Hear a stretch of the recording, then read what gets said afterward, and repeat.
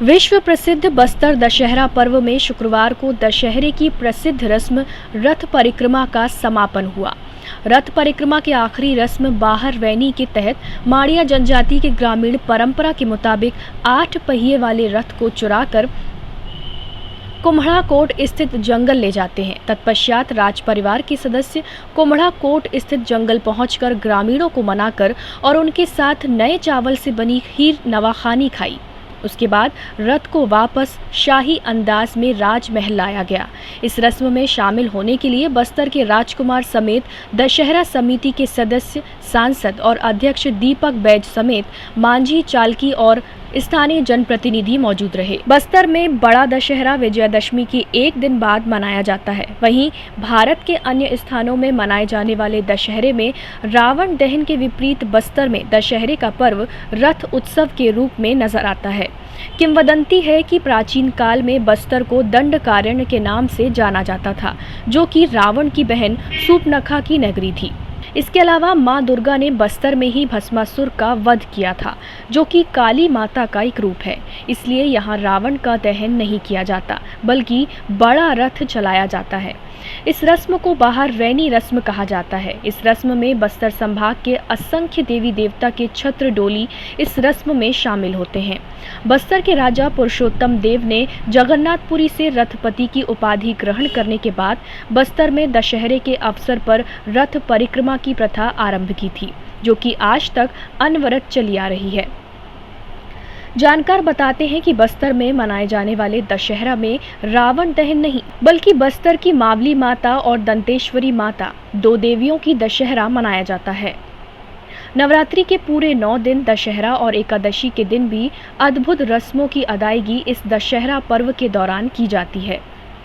बड़े किले पाल से पहुंचे मुखिया गंगा माझी बताते हैं कि बस्तर में राजा रुद्र प्रताप देव के शासनकाल से अब तक 600 ईस्वी में 540 राजाओं ने बस्तर दशहरा के इन सभी अद्भुत और महत्वपूर्ण रस्मों को विधि विधान से पूरा किया है।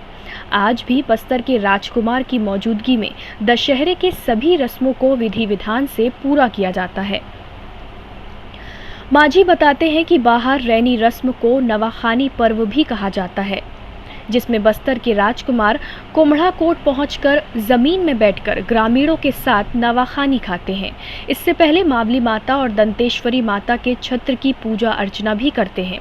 विश्व प्रसिद्ध बस्तर दशहरा की इस आखिरी रस्म को देखने हर साल लोगों का जन सैलाब उमड़ पड़ता है। दूर दराज से पहुंचे आंगा देव और देवी देवताओं की डोली को भी इस रस्म अदायगी में कुम्हड़ा कोट पहुंचती है और जहां से सभी नवाखानी खाकर रथ को वापस दंतेश्वरी मंदिर परिसर में पहुंचाते हैं। इस दौरान बाकायदा माता के छत्र को रथारूढ़ करने से पहले पुलिस के जवान बंदूक से फायर कर 3 बार सलामी भी दी जाती है। इधर इस अनूठी रस्म को देखने बड़ी संख्या में स्थानीय श्रद्धालु मौजूद रहे। साथ ही पुलिस बल को भी तैनात किया गया था। इस दौरान राज्यपाल अनुसुईया उइके आज विश्व प्रसिद्ध बस्तर दशहरा पर्व के बाहर रैनी रस्म के अंतर्गत कुम्हड़ा कोट में आयोजित नवाखाई पर्व में शामिल हुई।